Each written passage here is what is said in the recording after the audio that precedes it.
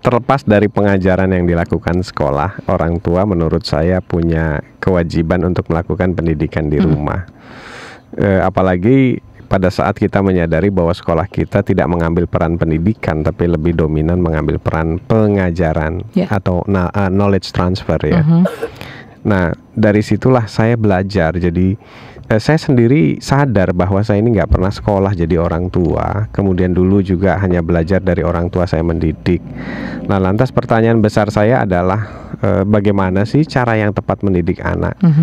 Nah, langkah pertama yang waktu itu saya pelajari lakukan adalah membuka semua buku parenting. Jadi ada sekarang sudah sekitar 2000-an lah koleksi buku parenting saya. Saya cuma ingin kalau saya jadi ayah, ya jadilah ayah yang baik begitu buat anak-anak saya. Nah, saya belajar dari sana bahwa salah satu filosofi parenting itu mengatakan bahwa keberhasilan sebuah pendidikan itu bukan ditentukan oleh kita atau klaim kita, tapi oleh respons orang yang kita didik gitu Mbak. Dan itu juga berlaku di dunia profesional, khususnya dalam hal training. Jadi kesuksesan kita mengajar itu bukan klaim-klaim kita, saya kalau ngajar bagus loh, menarik loh, orang bisa bikin ketawa loh. Itu hanya klaim saja, tapi justru yang lebih tepat itu adalah apabila kita melakukan kuesioner kepada para peserta dan para peserta memberikan respons langsung terhadap kita. Nah, ini langkah awal yang saya terapkan, yang saya sebut sebagai dalam istilah parenting itu mirroring. Jadi anak-anak kita itu kita jadikan kaca buat kita, lensa buat kita untuk melihat sebenarnya langkah yang kita lakukan tiap hari ini sudah benar belum? Gitu. Jadi kalau kita sering memperhatikan anak kita kan lihat responsnya ya. Cerminannya ya. Iya, cerminannya setiap hari. Jadi kalau belum baik ya, ayo kita perbaiki. Dan saya sadar bahwa memperbaiki sesuatu itu tidak semudah membalikan tangan gitu. Bahkan saya sendiri dulu adalah tipe orang yang sangat pemarah, pragmatis. Jadi kita ini adalah kombinasi saya sama Mbak Nancy sama ya, koleris sanguin sisi ya. Emosionalnya, sisi emosionalnya. Dan langkah yang saya pikirkan waktu itu adalah bagaimana saya mentransformasikan diri saya menjadi ayah yang diharapkan oleh anak-anak saya gitu. Ya setidaknya sedikit demi sedikit. Nah, itu untuk proses emosional untuk mencairkan emosi saja ya Mbak ya, untuk yang bawaan lahirnya kayak begini itu saya perlu 3 tahun Mbak gitu. Jadi 3 tahun totalitas itu melakukan evaluasi yang saya sekarang gunakan untuk melakukan konsultasi buat anak-anak gitu.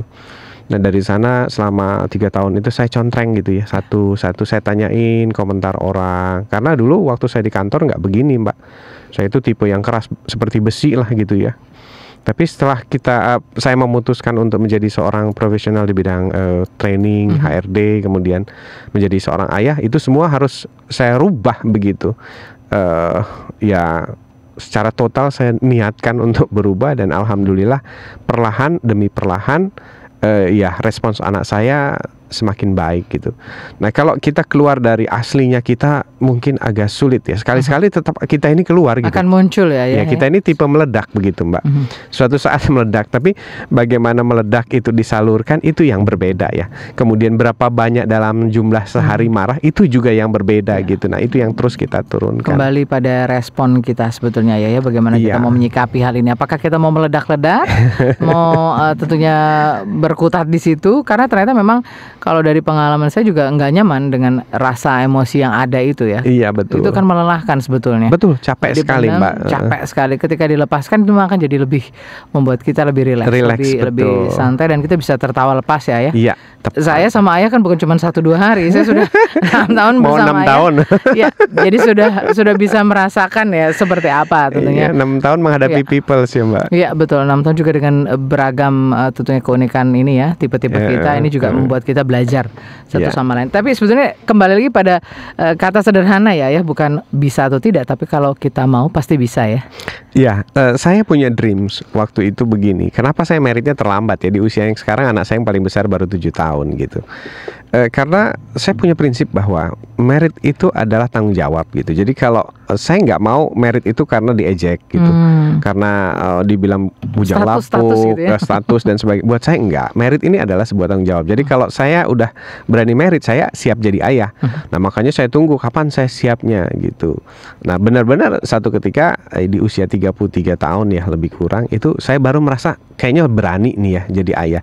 Artinya berani itu kalau biasanya dugem ya nggak dugem lagi gitu. Kalau biasanya X, Y, Z itu nggak melakukan itu lagi, ya benar-benar totalitas. Jadi waktunya gitu. juga memang ini ya, disiapkan juga untuk keluarga tentu. Iya, disiapkan. Dan saya sudah berani cut off misalnya ya kumpul-kumpul bareng gitu. Berapa banyak kawan saya yang ngajakin kumpul-kumpul bareng.